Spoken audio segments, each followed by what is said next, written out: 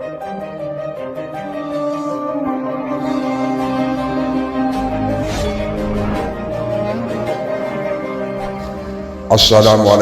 warahmatullahi ta'ala wabarakatuh. Sahabat syiar yang dirahmati Allah subhanahu wa ta'ala dimanapun Anda berada. Dari sekian banyak nabi yang Allah utus ke dunia, ada salah satu nabi yang bukan hanya sebagai pembawa risalah, namun juga sebagai raja yang menguasai seluruh makhluk di atas permukaan bumi, baik dari golongan jin, bangsa manusia, dan seluruh binatang. Bahkan angin pun tunduk pada perintahnya. Beliau adalah Nabi Sulaiman alaihissalam, putra dari Raja Daud yang juga seorang nabi. Kecerdasan dan ketegasan Nabi Sulaiman sudah nampak ketika beliau masih remaja. Dikisahkan, kala itu ada dua wanita yang masing-masing memiliki bayi yang usianya sama. Suatu hari, kedua wanita itu pergi ke padang rumput untuk mengurusi ladang mereka. Saat mereka hendak melakukan pekerjaannya, mereka meletakkan masing-masing bayinya di atas sebuah batu yang besar. Kemudian peristiwa mengerikan terjadi. Ketika mereka lengah disibukkan oleh pekerjaan, tiba-tiba datanglah seekor serigala. Serigala tersebut menerkam salah satu bayi dan membawanya kabur. Menyaksikan peristiwa yang tidak diduga-duga, kedua wanita itu menjerit histeris.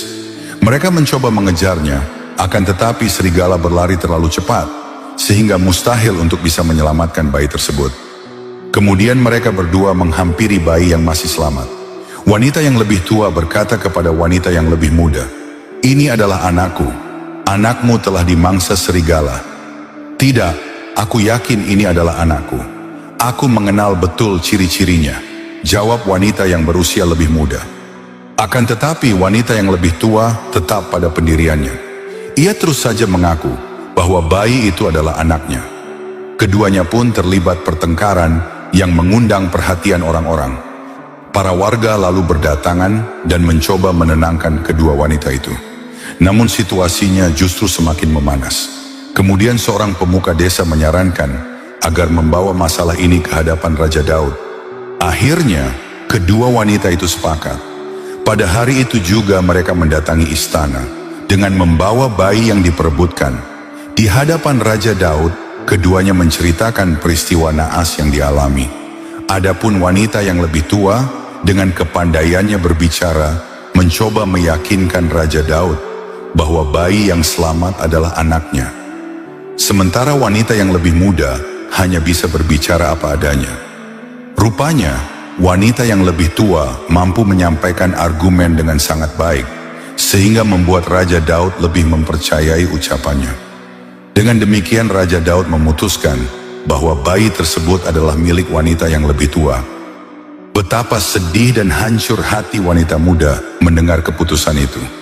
Karena ia yakin betul bahwa bayi yang diperebutkan adalah miliknya. Merasa tak puas dengan keputusan Raja Daud, wanita muda ini mengajak wanita tua menghadap Nabi Sulaiman. "Wahai putra mahkota, saya mengharap keadilan darimu. Berikanlah keputusan yang adil bagi kami berdua," pinta wanita yang berusia muda.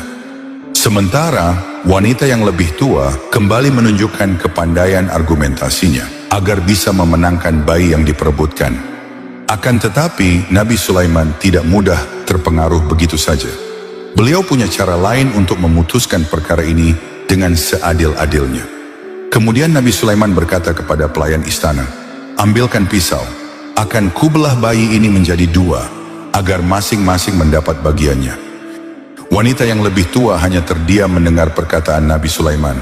Sementara wanita yang lebih muda mulai merasakan kekhawatiran yang amat sangat. Dan ketika Nabi Sulaiman hendak membelah bayi tersebut, wanita yang berusia muda menjerit histeris. Dengan menangis terisak, ia memohon kepada Nabi Sulaiman, "Tolong jangan lakukan itu. Semoga Allah merahmatimu. Dialah ibu dari bayi ini. Biarkan dia yang mengurus bayi ini," katanya sambil menunjuk wanita yang lebih tua. Begitulah kasih sayang yang begitu besar seorang ibu. Ia tidak tega melihat bayinya mati dibelah menjadi dua. Ia merelakan anaknya diambil oleh wanita yang lebih tua. Yang terpenting baginya adalah anaknya bisa tetap hidup. Mendengar permintaan wanita yang lebih muda, Nabi Sulaiman pun dengan mudah bisa mengetahui siapa sebenarnya ibu dari bayi tersebut. Karena seorang ibu sejati tak mungkin membiarkan anaknya mati hanya karena hawa nafsu belaka. Pada akhirnya Nabi Sulaiman memutuskan memberikan bayi itu kepada wanita yang lebih muda. Keputusan tersebut sempat diprotes oleh wanita yang lebih tua. Menurutnya Nabi Sulaiman tidak adil. "Wahai wanita tua," kata Nabi Sulaiman, "engkau telah membuat pengakuan palsu. Kau mengaku bahwa bayi ini milikmu, tapi ketika aku menguji akan membelahnya. Kau tidak menunjukkan rasa belas kasihmu. Seharusnya kau dihukum atas perbuatanmu." Mendengar penjelasan Nabi Sulaiman, tubuh wanita tua itu gemetar dan ketakutan. Ia pun bersimpuh memohon ampun agar tidak dihukum. Begitulah Allah memberikan kecerdasan kepada Nabi Sulaiman. Allah memberikan pemahaman kepada Nabi Sulaiman yang tidak dimiliki oleh Nabi Daud. Namun bukan berarti Nabi Sulaiman lebih utama dan mulia dari Nabi Daud.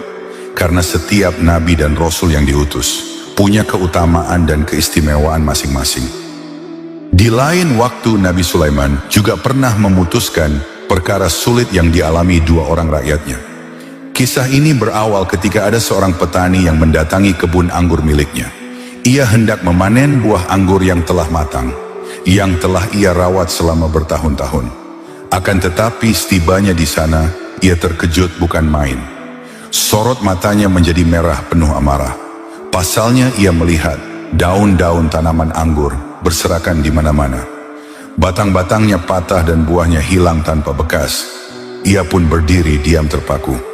"Apa yang terjadi? Siapa yang melakukan ini?" teriaknya tak kuasa menahan emosi. Tidak lama kemudian, seorang pemilik ternak kambing datang menghampiri. Ia tampak merasa bersalah dan ketakutan. "Wahai Tuan, saya khawatir ini adalah perbuatan kambing-kambingku. Sepertinya tadi malam mereka lepas dan masuk ke kebunmu," kata lelaki pemilik ternak. Mendengar itu, pemilik kebun bertambah emosi. "Apa? Jadi ini semua ulahmu? Kau harus bertanggung jawab. Kau harus mengganti semua kerugianku," bentak pemilik kebun. "Tapi Tuan, aku tidak sengaja melakukannya. Kambing-kambingku juga tak mungkin bisa tahu kalau itu adalah kebun milikmu." Pertengkaran pun terjadi dan semakin memanas, sehingga membuat orang-orang desa berdatangan untuk melerainya. Kemudian salah satu warga berkata, "Masalah kalian tidak akan selesai dengan berdebat. Bawalah perkara ini ke hadapan Raja Daud. Beliau adalah hakim yang paling adil di antara kita." Maka pergilah keduanya ke istana menghadap Raja Daud.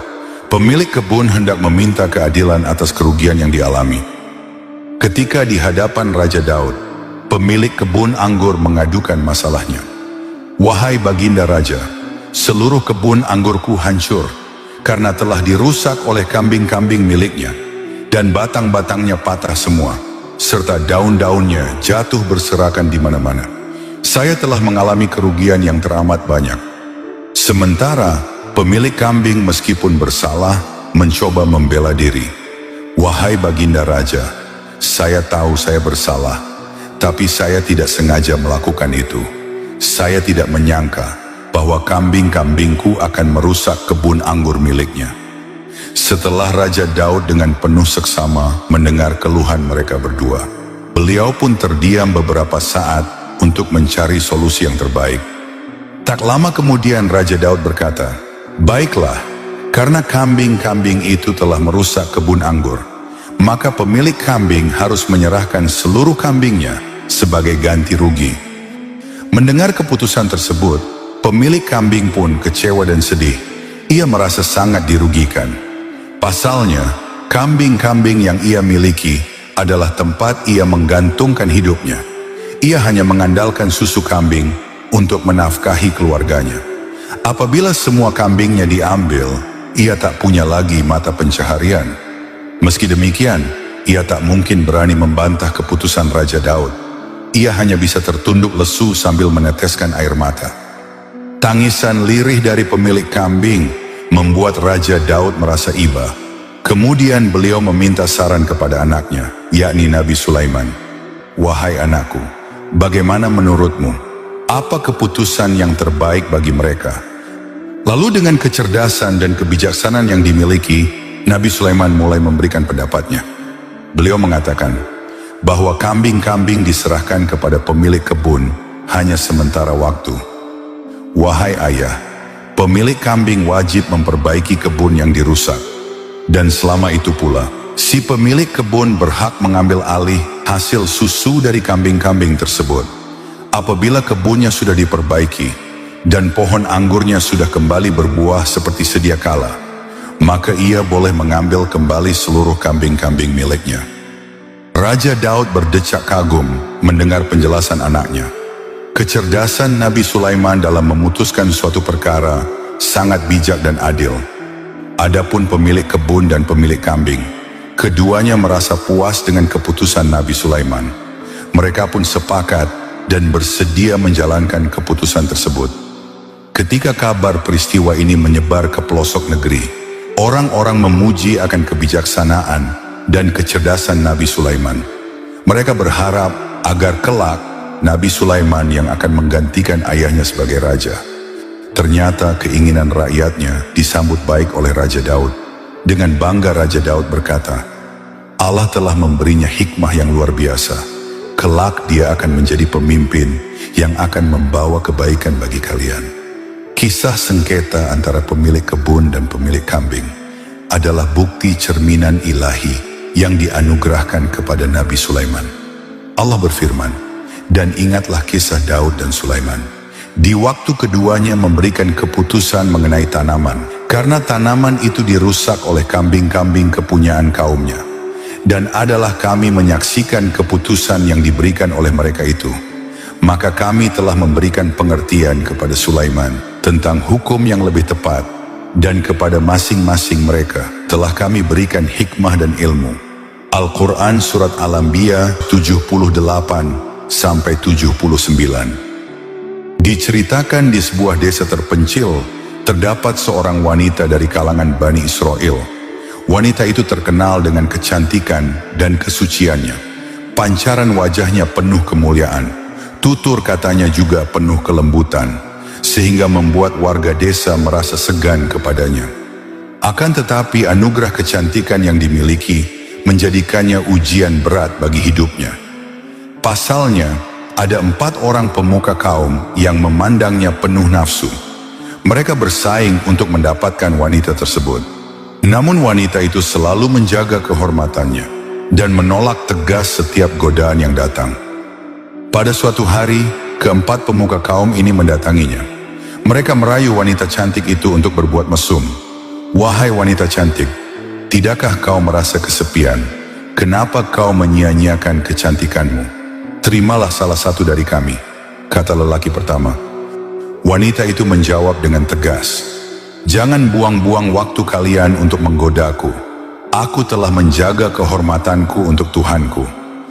Lelaki kedua yang sudah dipenuhi hawa nafsu berkata dengan sedikit memaksa, wahai wanita manis, hilangkanlah kesombonganmu. Aku tahu kau pasti membutuhkan kehangatan. Kenapa tidak kau layani saja keinginan kami? Wanita itu menjawab, aku lebih baik mati dan menjadi sebujur bangkai daripada harus menyerahkan tubuhku kepada kalian. Kalian adalah lelaki-lelaki bejat yang hanya mementingkan hawa nafsu. Ke-4 pemuka kaum itu pun terkejut dan saling pandang. Mereka seolah tidak percaya dengan penolakan dan hinaan yang mereka dapatkan. Dan akibat penolakan yang mereka terima, membuat ke-4 pemuka kaum itu menjadi murka. Lalu salah satu dari mereka berkata dengan nada mengancam, hai wanita yang tidak tahu diri, kami adalah pemuka kaum yang sangat dihormati dan disegani. Kami bisa berbuat apa saja untuk mencelakaimu. Tunggu saja pembalasan kami. Kau akan menyesal karena kesombonganmu. Kemudian pada malam harinya, mereka berkumpul untuk menyusun sebuah rencana jahat. Mereka ingin menghancurkan nama baik dan kehormatan wanita itu. Bagaimana kalau kita menuduhnya telah berbuat mesum dengan anjing? Tentu itu akan menjadi aib yang sangat besar, yang tidak akan pernah ia lupakan. Dan seekor anjing tidak akan mungkin bisa berbicara untuk membela wanita itu.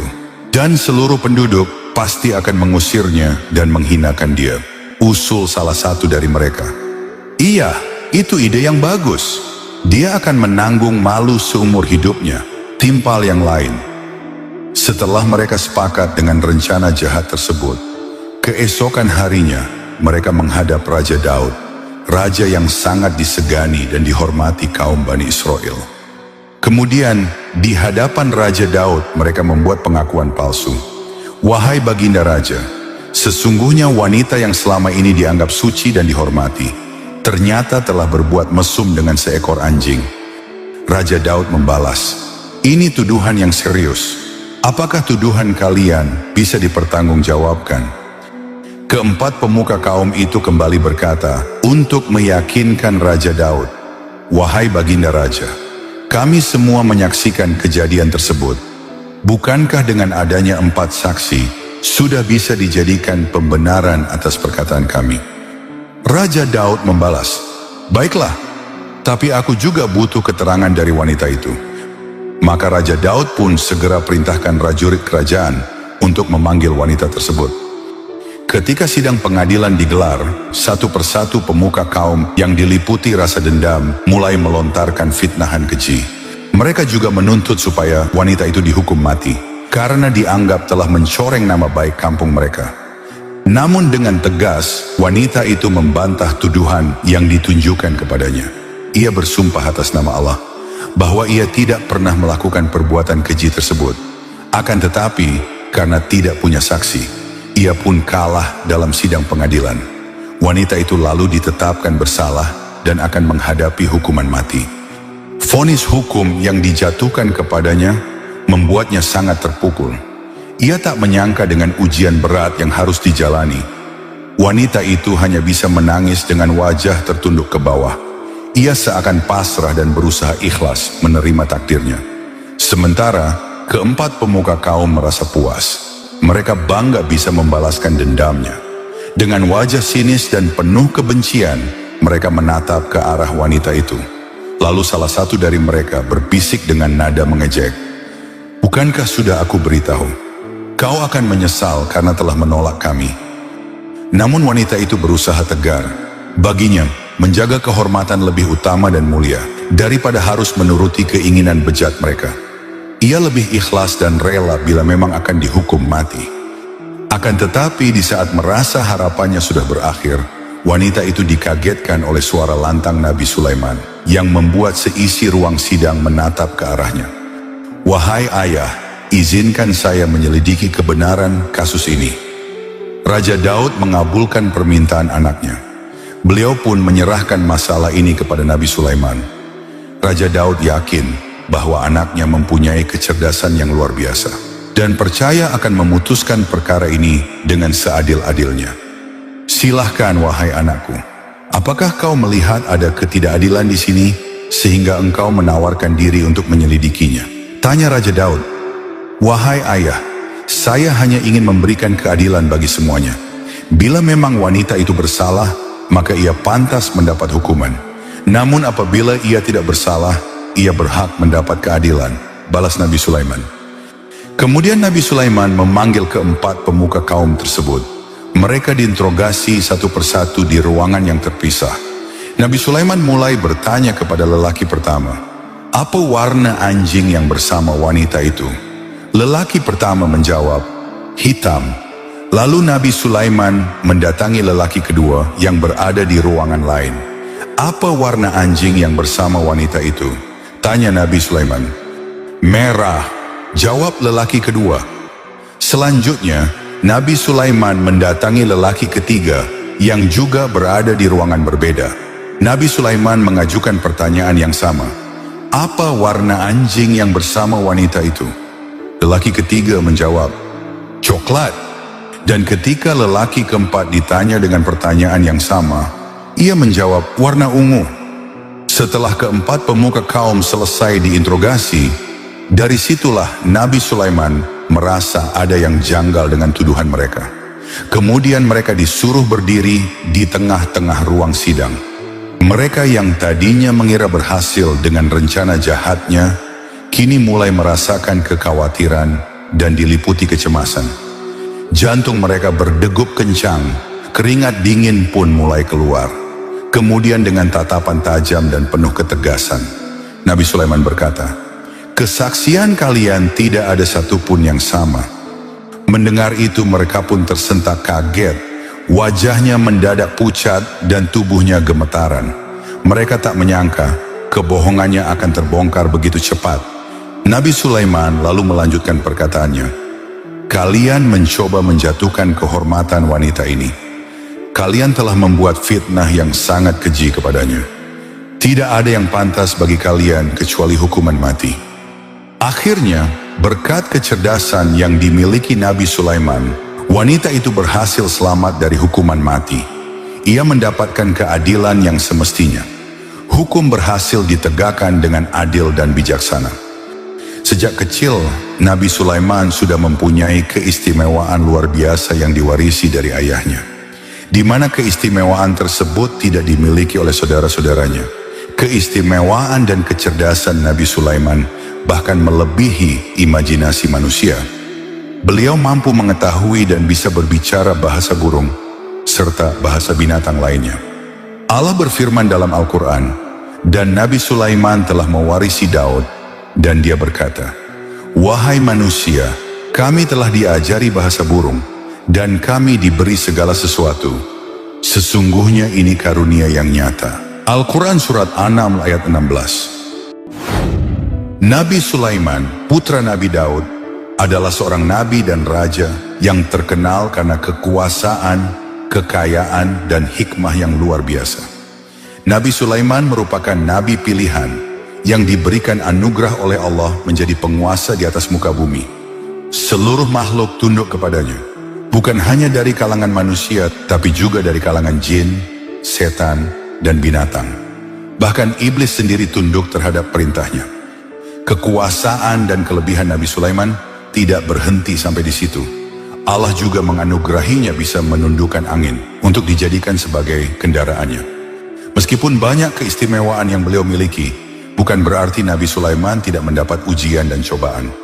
Dalam perjalanan hidupnya, Nabi Sulaiman menghadapi banyak tantangan. Di antaranya adalah konflik dalam keluarga dengan saudara kandungnya. Beliau juga mendapat ujian kekuasaan, termasuk pertemuannya dengan Ratu Balqis, seorang ratu pemimpin kaum negeri Sabah yang menyembah matahari. Namun di akhir hayatnya, ia berserah diri kepada Allah berkat dakwah Nabi Sulaiman. Ratu Balqis diyakini bukanlah manusia biasa. Dia merupakan manusia yang juga keturunan jin. Ayahnya adalah Syarahil, seorang raja negeri Yaman, sedangkan ibunya adalah wanita jin yang bernama Raihana binti Sakan. Dalam kisah kali ini, kita akan menyelami perjalanan Nabi Sulaiman. Bagaimana seorang pemuda yang cerdas dan rendah hati dipilih untuk mewarisi kerajaan yang sangat besar dan menunjukkan kepada seluruh umat manusia bahwa kekuasaan sejati adalah tunduknya seorang hamba kepada Sang Pencipta. Di suatu malam yang tenang, yang diselimuti cahaya rembulan, angin bertiup perlahan seakan mencoba memecahkan keheningan. Raja Daud yang usianya semakin menua, memanggil anaknya yang bernama Nabi Sulaiman. "Wahai anakku, kemarilah, ada sesuatu yang ingin aku bicarakan." Sebagai anak yang berbakti, Nabi Sulaiman mentaati perintah ayahnya. Dengan berjalan menunduk penuh hormat, Nabi Sulaiman mendekat. "Ada apa wahai ayah?" tanya Nabi Sulaiman. Raja Daud berkata, "Wahai anakku, usiaku sudah semakin tua. Aku ingin engkau yang kelak menggantikanku sebagai raja. Hanya engkau yang pantas memimpin negeri ini." Mendengar itu Nabi Sulaiman terkejut. Ini bukanlah tugas mudah, akan ada tanggung jawab besar di pundaknya. Belum lagi ada kakak tertua yang bernama Absalom. Menurutnya, dialah yang seharusnya menduduki tahta kerajaan. "Tapi wahai ayah, bukankah kakakku Absalom lebih berhak? Dia lebih tua, lebih berpengalaman, dan lebih kuat," kata Nabi Sulaiman. Raja Daud tersenyum penuh kelembutan. Beliau menatap Nabi Sulaiman dan berkata, "Wahai anakku, kepemimpinan bukan soal tua ataupun muda, apalagi hanya mengandalkan kekuatan fisik. Kepemimpinan adalah soal keadilan dan kebijaksanaan. Dan hanya kamu yang memiliki sifat-sifat itu," ujar Raja Daud. Wajah Nabi Sulaiman tertunduk mendengar nasihat sang ayah, namun dari raut mukanya tersirat kebimbangan. Beliau merasa dirinya kurang pantas, tapi beliau juga tak ingin mengecewakan ayahnya. Baiklah wahai ayah, kalau itu memang sudah ketetapan Allah, saya akan menerimanya. Tapi bagaimana dengan kakakku Absyalom? Saya khawatir dia menolak keputusan ini, tanya Nabi Sulaiman. Aku tahu, wahai anakku, dia pasti tidak akan terima. Dia punya ambisi besar untuk menjadi raja. Maka dari itu, kau harus siap menghadapi tantangan ini, karena ini adalah ujian dari Allah yang akan diberikan kepadamu. Absyalom yang mengetahui keputusan ayahnya, seketika menjadi emosi. Hatinya bergejolak, dipenuhi amarah yang memuncak. Ia tidak terima bila Nabi Sulaiman yang akan menggantikan ayahnya. Keputusan ayahnya yang dianggap tidak adil memunculkan sifat iri dengki dan dendam di hatinya. Di dalam kesendirian, Absyalom berteriak meluapkan amarahnya. Kenapa bukan aku? Kenapa ayah lebih memilih Sulaiman? Aku adalah anak pertama, seharusnya aku yang lebih berhak. Rasa kecewa dalam dirinya membuat Absyalom menaruh benci pada ayahnya. Dia pun berencana untuk melakukan pemberontakan. Dia ingin merebut kekuasaan dari ayahnya secara paksa. Untuk itu, Absyalom mulai dengan pendekatan kepada rakyatnya. Dia berusaha mengambil hati rakyatnya dan melakukan provokasi. Sejak saat itu, Absyalom rajin belusukan sampai ke pelosok negeri. Dia seolah menunjukkan kepada seluruh rakyat bahwa dialah yang paling peduli dengan keadaan mereka. Berbeda dengan adiknya, yaitu Nabi Sulaiman, yang hanya sibuk di ruang lingkup istana. Selama bertahun-tahun, Absyalom menghasut dan mengajak orang sebanyak mungkin untuk menjadi pengikutnya. Lama-kelamaan, dengan taktik licik yang dilancarkan, dalam waktu singkat Absyalom mendapat banyak pengikut. Dia bahkan menciptakan pasukan perang yang jumlahnya ribuan. Wahai rakyatku, teriak Absyalom di hadapan ribuan pengikutnya. Sudah saatnya kita bertindak. Mari kita rebut istana, kita lengserkan Raja Daud dari tahtanya. Kemudian strategi pun disusun dengan matang. Pertama-tama, Absyalom menyebarkan mata-mata di seluruh pelosok kota untuk memantau situasi. Setelah kondisi dianggap tepat, pemberontakan pun dimulai dengan tiupan terompet sebagai tanda. Bersamaan dengan suara terompet yang membahana, Absyalom bersama ratusan ribu pasukan memasuki kota. Mereka meneriakan dan mendeklarasikan Absyalom sebagai raja. Hal ini sudah tentu membuat keadaan negeri menjadi kacau balau. Huru-hara dan keributan terjadi di mana-mana. Pertempuran antara pemberontak dan pasukan kerajaan tidak bisa dihindari. Akan tetapi Absyalom justru terbunuh dalam pertempuran tersebut. Dan dengan terbunuhnya Absyalom, seluruh pasukan pemberontak menyerah tanpa syarat. Akhirnya suasana negeri kini kembali tenang. Tidak lama kemudian, Nabi Sulaiman diangkat menjadi raja menggantikan ayahnya. Tak ingin kejadian terulang, Nabi Sulaiman berdoa kepada Allah. Nabi Sulaiman meminta sebuah kerajaan yang tidak pernah dimiliki siapapun sebelumnya, dan tidak akan pernah dimiliki siapapun setelahnya. Allah lalu mengabulkan permohonan Nabi Sulaiman. Untuk membedakan kekuasaan yang dimiliki Nabi Sulaiman, Allah menjadikannya penguasa atas seluruh makhluk yang ada di bumi.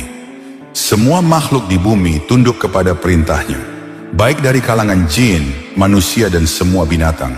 Bahkan iblis pun tunduk terhadap Nabi Sulaiman. Di mana kekuasaan tersebut tidak akan didapatkan oleh manusia manapun. Di dalam Al-Quran surat Asy-Syad ayat 31-40 menceritakan bahwa salah satu kebanggaan Nabi Sulaiman adalah koleksi kuda-kudanya yang gagah dan berkilauan. Jumlahnya mencapai lebih dari 20.000 ekor.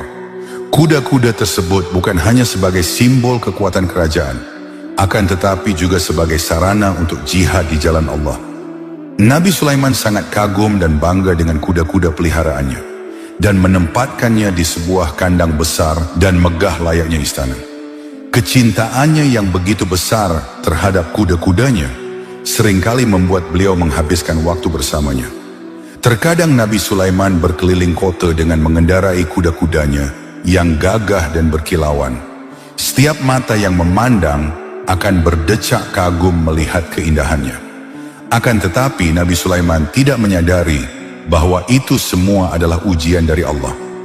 Allah lalu menegurnya dengan cara yang tidak diduga-duga. Pada suatu hari ketika Nabi Sulaiman terlihat sibuk merawat kuda-kudanya, Allah berkehendak membuat Nabi Sulaiman lupa dengan kewajiban menunaikan salat asar. Menyadari akan hal itu, Nabi Sulaiman terperanjat dan kaget luar biasa. Beliau tidak percaya dengan apa yang dilakukannya, karena tidaklah pantas bagi seorang utusan Allah terlena oleh urusan duniawi. Walaupun beliau tidak sengaja melakukannya, Nabi Sulaiman pun merasa berdosa dengan keadaan ini. Beliau tidak tahu apa yang harus dilakukan. Di tengah keheningan malam, dengan niat yang tulus, Nabi Sulaiman bersujud memohon ampun. Beliau terus menangisi atas kehilafan yang telah diperbuat. Ya Allah, ampunilah kesalahanku, terimalah taubatku. Setelah memanjat doa yang begitu lama, kemudian Nabi Sulaiman mengakhiri doanya dan duduk dengan tenang. Akan tetapi tidak ada tanda-tanda ataupun petunjuk dari Allah. Allah masih belum menyampaikan dan memberikan tanggapan apapun. Hal ini membuat Nabi Sulaiman bertambah gundah. Beliau pun terdiam dalam kegelisahan. Beliau mencoba mencari penyebab akar dari kesalahannya. Tiba-tiba terlintas di benak beliau sosok kuda-kuda kesayangannya. Mungkinkah ini penyebab atas lalainya aku terhadap Allah? Kalau memang demikian, aku harus menyingkirkannya. Pada keesokan harinya, beliau perintahkan para prajurit kerajaan untuk mengumpulkan seluruh kuda-kudanya di sebuah tempat yang luas. Beliau lalu menyembelih satu persatu kuda kesayangannya. Meskipun berat dijalani, tapi ini adalah jalan terbaik agar Allah berkenan mengampuni kesalahannya. Nabi Sulaiman lebih memilih kehilangan kuda-kuda kesayangannya daripada harus jauh dari Tuhannya. Kemudian, dengan membaca basmalah, Nabi Sulaiman menyembelih kudanya sambil memanjat doa. Beliau memanjatkan doa supaya Allah berkenan menerima taubatnya dan berkenan mengampuni segala kesalahannya. Atas pengorbanan Nabi Sulaiman yang ikhlas dan tulus, Allah pun menerima taubat Nabi Sulaiman. Dan sebagai gantinya, Allah memberikan kendaraan yang lebih baik. Allah memberikan mukjizat yang luar biasa, yaitu menganugerahi Nabi Sulaiman bisa menundukkan dan perintahkan angin untuk dijadikan sebagai kendaraannya. Ujian demi ujian yang dilalui Nabi Sulaiman semakin menambah ketakwaannya kepada Allah. Beliau percaya sepenuh hati bahwa apabila berani mengorbankan sesuatu yang ia cintai karena Allah, maka Allah pasti akan menggantinya dengan yang lebih baik. Suatu hari, Nabi Sulaiman duduk di atas singgasananya. Beliau mengamati istana megahnya yang dipenuhi aktivitas.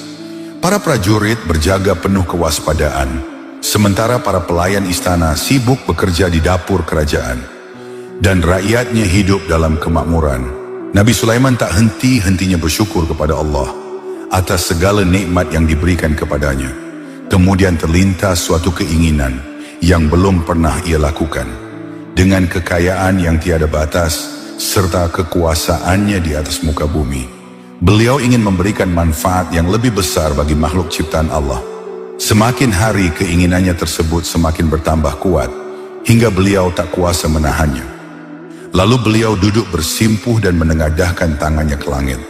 Beliau memanjatkan doa dengan tulus. Ya Allah, Engkau telah memberikan anugerah kepadaku yang luar biasa, kekuasaan yang tak tertandingi, dan kekayaan yang tiada batas. Aku ingin memberi manfaat yang lebih besar. Izinkan aku, ya Allah, memberi makan seluruh makhluk yang ada di atas muka bumi ini, supaya mereka merasakan anugerah dan kemurahan-Mu. Allah menjawab doa Nabi Sulaiman melalui firman-Nya. Sungguh engkau tidak akan mampu. Meski demikian, Nabi Sulaiman tidak menyerah. Beliau kembali meminta izin kepada Allah agar berkenan mengabulkan keinginannya. Ya Allah, aku memohon dengan kerendahan hati, izinkan aku mencobanya walau hanya sehari saja, agar aku dapat memahami betapa besar kuasa-Mu. Karena didorong keinginan yang kuat, Allah pun mengabulkan keinginan Nabi Sulaiman. Kemudian Allah berfirman, "Baiklah wahai Sulaiman, aku akan mengizinkanmu memberi makan seluruh makhluk yang ada di atas muka bumi. Persiapkanlah jamuanmu." Maka pada hari itu juga, Nabi Sulaiman segera mempersiapkan seluruh pasukannya, mulai dari bangsa jin, bangsa manusia, dan seluruh binatang. Masing-masing dari mereka mendapat tugas yang berbeda-beda. Ada yang ditugaskan mempersiapkan jamuan makan, ada pula yang diperintah menyebarkan kabar. Beliau memanggil para pemimpin dari kalangan jin, manusia dan binatang. Di hadapan mereka Nabi Sulaiman berkata, "Pergilah ke seluruh penjuru bumi, beritahukan kepada setiap makhluk hidup bahwa mereka diundang untuk menghadiri jamuan makan di kerajaan ini." Mendengar perintah tersebut, pasukan burung segera terbang ke langit, menyusuri pegunungan dan lembah, dan mengabarkan kepada setiap makhluk hidup yang ditemui. Sementara pasukan jin pergi ke dasar laut, mengundang ikan-ikan dan makhluk lainnya. Adapun manusia membawa kabar ke desa-desa dan perkampungan-perkampungan yang berada di tengah hutan. Dalam waktu beberapa hari, kabar itu pun telah menyebar ke seluruh bumi. Dapur kerajaan yang biasanya terlihat sepi, kini tampak sibuk oleh aktivitas ribuan pelayan istana. Mereka mempersiapkan hidangan dalam jumlah yang tidak pernah dibuat sebelumnya. Panjangnya jamuan hidangan setara dengan perjalanan selama 1 bulan. Hidangan itu kemudian disusun berbaris membentang sejauh mata memandang. Kini tibalah waktu yang ditentukan. Pada hari itu, seluruh makhluk dari penjuru bumi mulai berdatangan. Tanah daratan sesak dipenuhi oleh manusia dan hewan. Langit pun menjadi gelap karena tertutup oleh jutaan burung-burung yang datang. Adapun hewan-hewan lautan, semuanya bergerak menuju ke tepian pantai. Nabi Sulaiman lalu berdiri di tengah-tengah mereka dengan senyum bahagia. Beliau berkata di hadapan mereka, "Hari ini kita akan melihat kemurahan Allah. Kita akan merasakan betapa besar nikmat yang diberikan."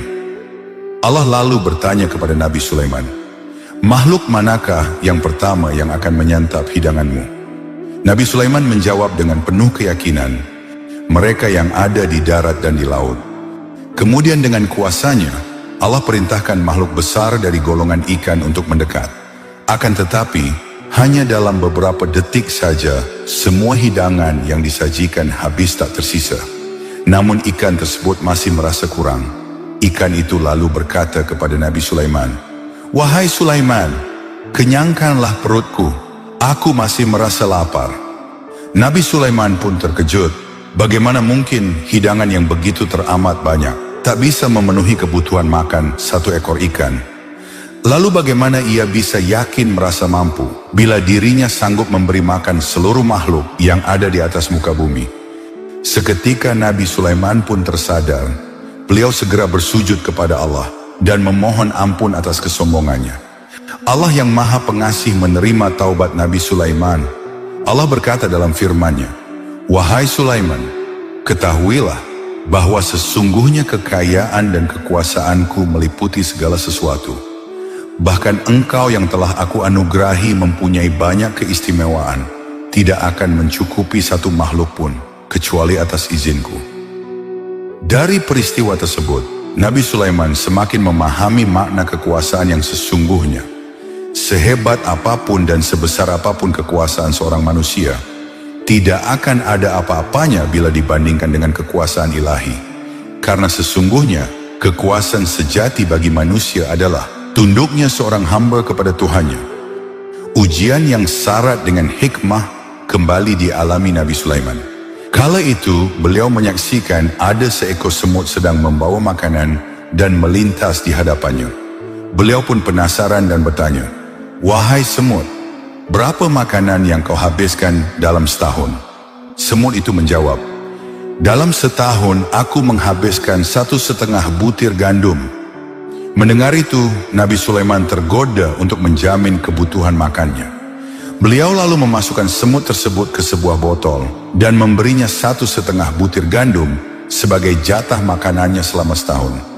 Setahun pun berlalu, Nabi Sulaiman kembali mendatangi semut yang berada di dalam botol. Akan tetapi ketika botol tersebut dibuka, butir gandum yang diberikan masih tersisa. Semut itu hanya makan separuhnya. Nabi Sulaiman lalu bertanya, "Wahai semut, kenapa tidak kau habiskan makananmu?" Jawaban yang diberikan semut membuat Nabi Sulaiman tertegun. Beliau tak menyangka semut itu akan berkata demikian. "Wahai Sulaiman, ketika aku berada di bawah jaminan Allah, tentu akan aku habiskan makananku, karena aku yakin bahwa Allah tidak akan lupa terhadapku. Tapi ketika aku berada di bawah jaminanmu, dan engkau meletakkanku di dalam botol ini, aku khawatir engkau akan lupa kepadaku. Maka aku sisakan separuh makanan untuk tahun berikutnya." Untuk kesekian kalinya, Nabi Sulaiman kembali dibuat merasa bersalah. Seekor semut yang kecil saja merasa khawatir bila hidupnya berada di bawah jaminan Nabi Sulaiman. Kemudian beliau segera melepaskan semut itu kembali ke alam bebas. Dari kisah ini kita bisa mengambil pelajaran bahwa kita sebagai manusia yang berakal tidak sepatutnya merasa khawatir atas rezeki yang akan kita dapatkan. Jangan menggantungkan hidupnya terhadap manusia lain. Percaya dan yakinlah bahwa Allah adalah sebaik-baik pemberi rezeki. Di bawah langit yang dipayungi fajar keemasan, terbentang negeri Sabah. Sebuah negeri dengan tanah yang makmur, taman-taman yang mekar abadi, dan sungai yang mengalir lembut bagaikan pelangi yang menghiasi awan. Di negeri inilah hidup seorang ratu yang tidak hanya cantik parasnya, namun juga bijak pikirannya. Ia adalah Ratu Balqis, perempuan yang memerintah dengan adil, menjaga rakyatnya seperti ibu memeluk anak-anaknya dari badai dunia. Namun di balik segala keelokan dan kejayaan itu, ada satu kesalahan yang tersembunyi, halus dan nyaris tak terlihat, yaitu menjadikan matahari sebagai sesembahannya. Ratu Balqis adalah ratu yang agung, namun dalam keagungannya ia terperangkap dalam keindahan ciptaan. Lupa pada sang pencipta. Ia tidak kafir karena kebencian, tapi karena cinta yang salah arah. Cinta pada cahaya, bukan pada sumber pemilik cahaya. Setiap pagi, dari balkon tertinggi istana, Ratu Balqis berdiri di hadapan rakyatnya dalam balutan sutra merah jingga. Mereka menyambut mentari dengan lengan terangkat tinggi, seolah langit mendengarnya berdoa. "Wahai Dewa Cahaya," ucapnya, "engkau yang membangunkan bumi dari tidur, yang menumbuhkan ladang dan menghangatkan rahim langit. Terimalah pujianku hari ini." Akan tetapi, setiap kali lisannya memanjatkan doa, sesekali muncul getaran halus yang tak ia pahami. Ketika malam turun dan bintang-bintang bertaburan, ia memandang ke langit dan bertanya dalam diam, "Mengapa keagungan malam tak tunduk pada matahari? Siapakah yang menyalakan cahaya-cahaya itu?" Di balik kecantikan Ratu Balqis yang mempesona, ia bukanlah manusia biasa. Ratu Balqis diyakini juga merupakan keturunan dari golongan bangsa jin. Ayahnya bernama Syarahil, seorang raja negeri Yaman. Ia putra terakhir dari 40 bersaudara sekaligus pewaris tahta kerajaan ayahnya. Keluhuran derajat keluarga yang teramat mulia membuat Raja Syarahil merasa tidak pantas menikahi perempuan manapun dari bangsa manusia.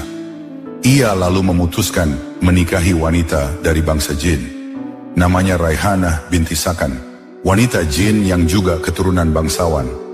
Dari pernikahan keduanya lahirlah bayi cantik dan mungil, yang kelak akan menjadi pemimpin negeri Sabah. Dialah Ratu Balqis, seorang ratu bijaksana yang membawa kemajuan dan kemakmuran bagi rakyatnya. Sementara di tempat yang jauh, di sebuah negeri Yerusalem, terdapat sebuah kerajaan yang dipimpin oleh manusia pilihan ilahi, yaitu Raja Nabi Sulaiman alaihissalam. Beliau bukan hanya menjadi raja bagi manusia, tapi bagi semua makhluk di atas permukaan bumi. Istananya berdiri megah menjulang tinggi, di mana bangunannya terbuat dari batu-batu besar yang berlapis emas dan mutiara. Sebuah istana yang keindahannya di luar imajinasi manusia. Istana itu bukan sekadar tempat tinggal, melainkan sebuah benteng keagungan dan tempat keadilan ditegakkan. Bukan hanya kepada manusia, tapi juga kepada semesta. Suatu kali Nabi Sulaiman duduk di atas singgasana dengan penuh kewibawaan. Kemudian beliau memanggil seluruh bala tentaranya datang menghadap. Pasukan jin berdiri berbaris sesuai dengan golongan mereka. Begitu pula dengan pasukan manusia dan hewan. Mereka berbaris sesuai dengan kelompoknya masing-masing. Nabi Sulaiman dengan sorot tatapan yang tajam mulai memperhatikan satu persatu bala tentaranya. Tatkala pandangannya tertuju ke arah pasukan binatang, beliau tidak mendapati burung hudhud. Mengapa aku tidak melihat hudhud? Apakah dia termasuk yang tidak hadir? Suasana menjadi hening. Tidak ada yang berani membalas tatapan Nabi Sulaiman. Hudhud yang dimaksud Nabi Sulaiman adalah seekor burung yang setia mendampingi. Namun pada hari itu ia tidak ikut hadir.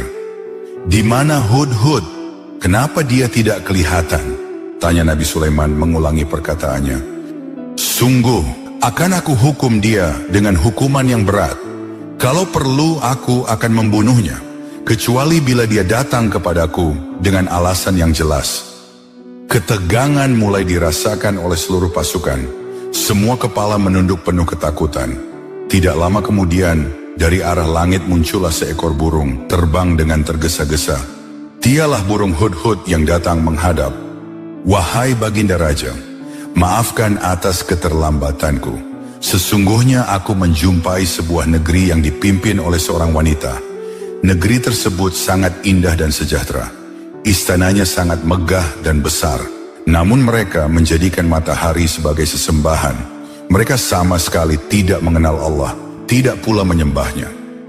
Mendengar kabar tersebut, Nabi Sulaiman tidak serta-merta percaya begitu saja. Wahai hudhud, benarkah yang kau katakan? Apakah ucapanmu bisa dipercaya? Bila kau berkata bohong, aku tidak segan-segan menghukummu dengan hukuman yang sangat menyakitkan, ancam Nabi Sulaiman. Kemudian, untuk membuktikan kebenaran kabar yang dibawa burung hudhud, Nabi Sulaiman menulis surat yang diperuntukkan kepada penguasa negeri tersebut. Berikan surat ini kepadanya. Disinilah peran burung hudhud kembali ditampakkan. Dirinya selain menjadi pembawa berita adanya kerajaan yang penuh kemusyrikan, ia juga berperan sebagai pengantar surat yang menghubungkan Nabi Sulaiman dengan Ratu Balqis. Kemudian dengan kepakan sayap-sayap kecilnya, burung hudhud terbang ke langit membelah cakrawala. Ia terbang membawa cahaya kebenaran dalam sepotong surat suci yang ditulis Nabi Sulaiman. Sementara di aula istana megah di negeri Sabah, Ratu Balqis tampak duduk di singgasana yang berkilauan oleh emas dan permata. Para pembesar istana setia mendampingi berdiri di sekelilingnya. Tidak lama kemudian muncullah burung hudhud di hadapan mereka. Dengan sikap hormat, burung hudhud menjatuhkan surat yang ia bawa tepat di depan Ratu Balqis. Lalu ia menjauh sebagai sikap etika sekaligus berjaga-jaga. Ratu Balqis tertegun dan kebingungan menyaksikan pemandangan yang menakjubkan itu.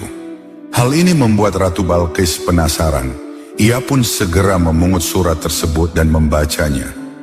Sesungguhnya surat ini dari Sulaiman, dengan menyebut nama Allah yang maha pemurah lagi maha penyayang, bahwa janganlah kamu sekalian berlaku sombong terhadapku, dan datanglah kepadaku sebagai orang-orang yang berserah diri. Quran Surat An-Naml ayat 30-31. Seketika Ratu Balqis tercengang membacanya.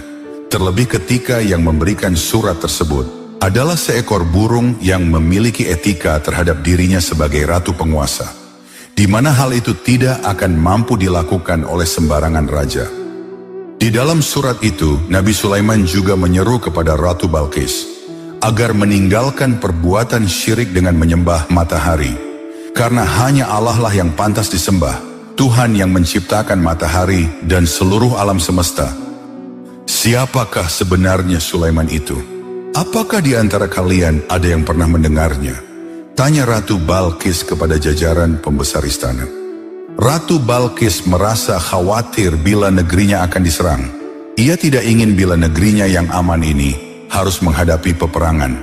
Dan ia juga tidak tega mengorbankan rakyatnya mati dalam pertempuran. Kemudian Ratu Balqis mengumpulkan penasehat istana, para menteri, dan seluruh pejabat kerajaan. Mereka membahas langkah terbaik untuk menghadapi Nabi Sulaiman. Panglima pasukan kerajaan yang gagah berani berkata dengan tegas, "Kami mempunyai pasukan dengan kekuatan yang sangat besar. Bila engkau menginginkan perang, kami siap melawan. Namun keputusan ada di tanganmu." Ratu Balqis termenung. Ia tahu Nabi Sulaiman bukanlah raja biasa. Dan ia juga belum tahu seberapa besar kekuatan pasukannya. "Adakah cara lain selain menumpahkan darah?" tanya Ratu Balqis. Salah satu penasehatnya berkata, "Bukankah negeri kita sangat kaya raya? Kita utus saja beberapa pembesar kerajaan ke istana Sulaiman.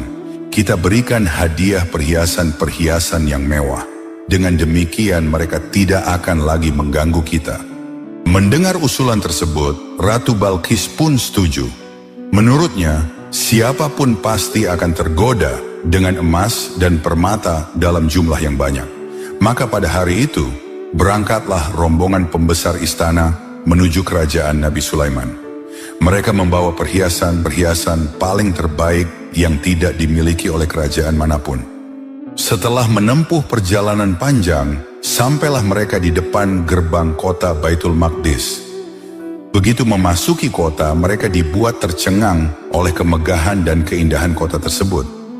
Mereka juga melihat dari kejauhan sebuah bangunan istana yang berdiri kokoh dan megah menjulang tinggi. Nabi Sulaiman yang mengetahui kedatangan rombongan utusan Ratu Balqis segera menyuruh para pasukan untuk menyambutnya dengan penuh penghormatan. Mereka diantar dan dipersilahkan memasuki istana, menemui Nabi Sulaiman yang sedang duduk di atas singgasana. Kekaguman demi kekaguman terus dirasakan oleh utusan Ratu Balqis.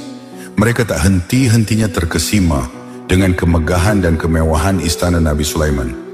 Ketika salah satu utusan mempersembahkan hadiah yang dibawa, Nabi Sulaiman menatapnya dingin. Dengan suara tegas beliau berkata, "Apakah kalian ingin membujukku dengan harta? Apa yang Allah berikan kepadaku jauh lebih baik.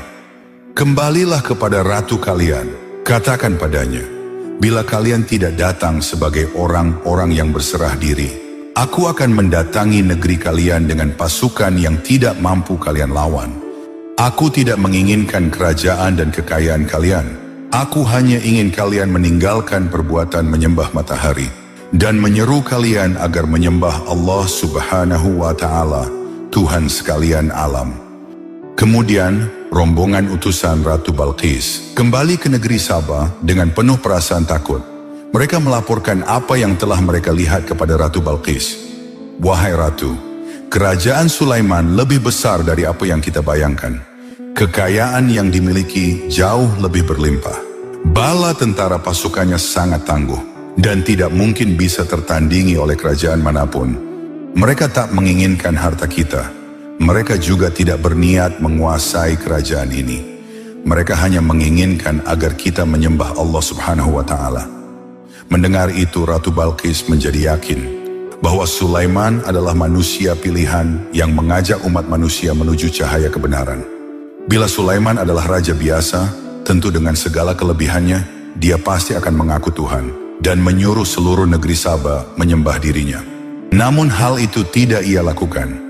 Sulaiman justru mengajaknya menyembah Tuhan, Sang Pencipta alam semesta, dan menyuruh meninggalkan perbuatan menyembah matahari.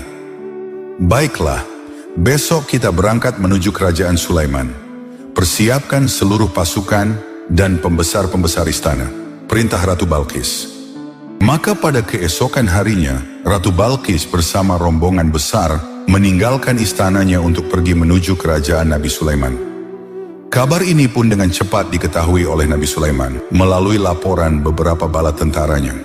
Kemudian terbesit di benak beliau sebuah rencana ingin memberi kejutan kepada Ratu Balqis. Beliau lalu bertanya kepada seluruh bala tentaranya yang terdiri dari jin dan manusia, "Siapa yang sanggup memindahkan singgasana Ratu Balqis ke hadapanku?"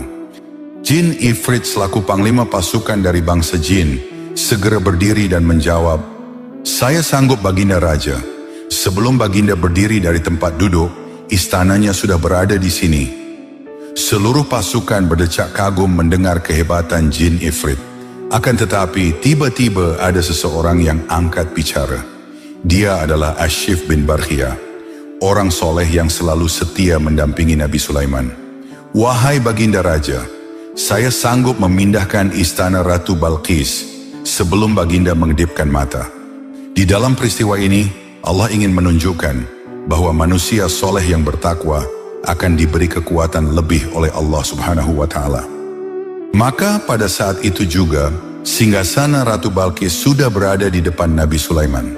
Beliau kemudian perintahkan bangsa jin untuk membangun sebuah istana yang sangat indah. Lantainya terbuat dari kristal bening, dindingnya dari kayu cendana yang harum, atapnya terbuat dari kaca, sehingga cahaya matahari dapat dibiaskan menjadi 7 warna. Beliau menginginkan agar pembangunannya diselesaikan sesegera mungkin sebelum Ratu Balqis datang. Dalam waktu singkat, istana yang diinginkan Nabi Sulaiman sudah berdiri kokoh dan megah. Tidak berapa lama kemudian, datanglah Ratu Balqis beserta rombongan kerajaan. Nabi Sulaiman langsung menyambutnya dengan ramah. Pertama, beliau mengantar Ratu Balqis memasuki istana yang telah ia pindahkan. Mendapati hal itu, Ratu Balqis heran dan hampir tak percaya. Bagaimana mungkin? Ini seperti istanaku. Singgasana dan seluruh hiasan istana, tidak ada satupun yang berubah, kata Ratu Balqis. Nabi Sulaiman dengan penuh kewibawaan menjelaskan, ketahuilah bahwa istana ini memang benar-benar milikmu. Istana ini kupindahkan kemari sebelum engkau datang. Menyaksikan keajaiban itu, maka semakin yakinlah Ratu Balqis bahwa Raja Sulaiman adalah manusia pilihan yang akan membawanya menuju jalan kebenaran. Karena kekuatan seperti ini tidak mungkin dimiliki oleh manusia biasa. Dan pada saat itu juga, Ratu Balqis menyatakan diri beriman kepada Allah Subhanahu wa Ta'ala. Dia akan perintahkan seluruh rakyatnya agar meninggalkan perbuatan menyembah matahari. Selanjutnya, Nabi Sulaiman mengajak Ratu Balqis memasuki istana yang baru dibuatnya. Untuk kesekian kalinya, Ratu Balqis dibuatnya takjub. Hampir saja ia mengangkat gaun indahnya ketika menginjakan kaki di lantai istana, sehingga nampaklah betis Ratu Balqis yang putih dan mulus. Ia mengira lantai tersebut seperti air yang dipenuhi ikan-ikan berwarna-warni. Tak usah kau angkat gaun indahmu. Ini bukanlah air, melainkan lantai yang terbuat dari kaca, kata Nabi Sulaiman memberitahu. Konon kabarnya, Nabi Sulaiman sengaja melakukan ini. Pasalnya, sebelum Ratu Balqis datang, Nabi Sulaiman mendengar isu yang kurang sedap, yakni bahwa kaki Ratu Balqis cacat sebelah. Ada juga yang mengatakan bahwa kaki Ratu Balqis seperti kaki himar, pendek dan berbulu lebat. Isu ini sengaja dihembuskan oleh kalangan jin agar Nabi Sulaiman tidak menikahi Ratu Balqis, karena salah satu dari mereka ada yang mencintainya dan hendak membawanya ke pelaminan. Oleh sebab itulah, demi membuktikan kebenaran isu tersebut, beliau sengaja membuat lantai istana tampak seperti air. Dengan demikian, Ratu Balqis akan mengangkat gaun hingga terlihat kedua betisnya. Serangkaian demi serangkaian keajaiban yang diperlihatkan kepada Ratu Balqis membuat dirinya bersimpuh di hadapan Nabi Sulaiman. Tidak terasa air mata berlinang membasahi kedua pipinya. Ya Tuhanku, sungguh aku telah berbuat zalim terhadap diriku. Aku berserah diri bersama Sulaiman kepada Allah, Tuhan seluruh alam. Quran Surat An-Naml ayat 44. Kemudian Nabi Sulaiman memutuskan untuk menikahi Ratu Balqis, mencintai dan menyayangi hingga akhir hayatnya. Namun Ratu Balqis memohon agar tetap diperbolehkan tinggal di negeri Saba. Ia ingin melanjutkan memimpin kerajaan yang merupakan warisan ayahnya. Nabi Sulaiman pun menyetujui. Bahkan beliau memerintahkan kepada segenap bangsa jin agar membuatkan 3 istana yang super megah dan indah, yang belum pernah dilihat manusia di zamannya, sebagai lambang cinta Nabi Sulaiman kepada Ratu Balqis. Nabi Sulaiman menyambangi Ratu Balqis setiap 3 bulan sekali, dan berada di sana selama 3 hari.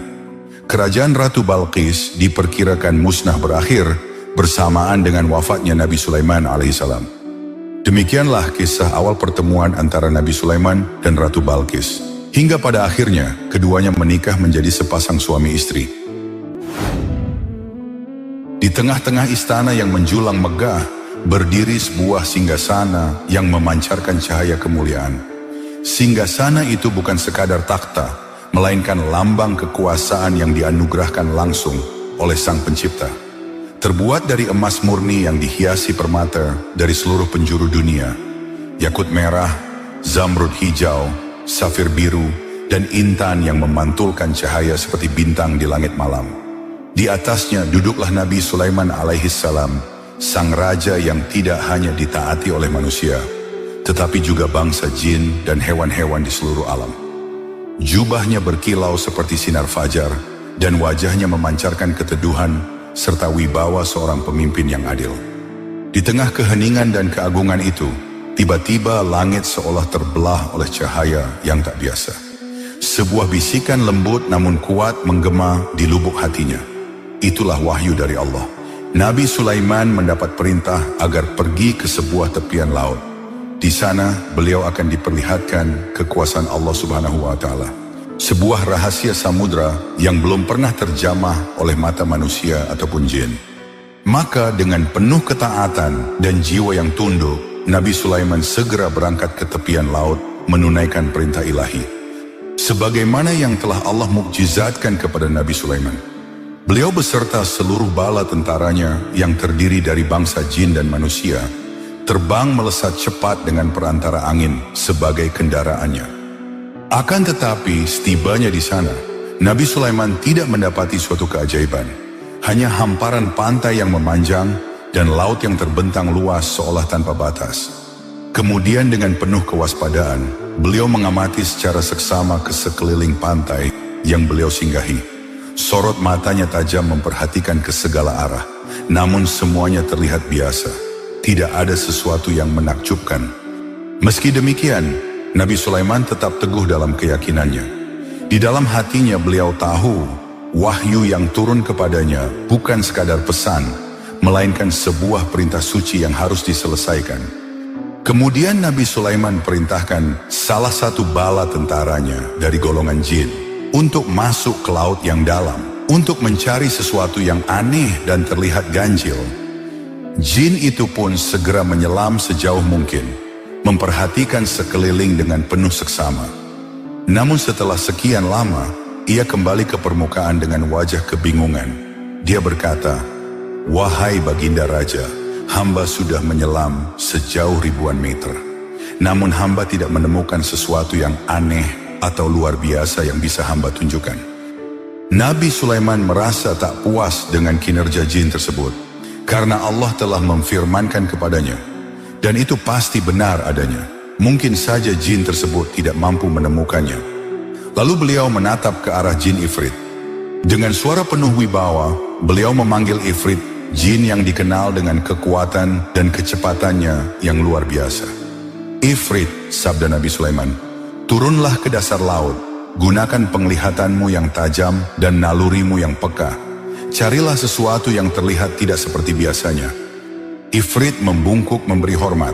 Kemudian dalam sekejap Ifrit melesat terjun ke laut, membelah ombak dan menghilang di kedalaman samudra. Dia menjelajah ke segala arah dengan kecepatan yang jauh lebih mengagumkan.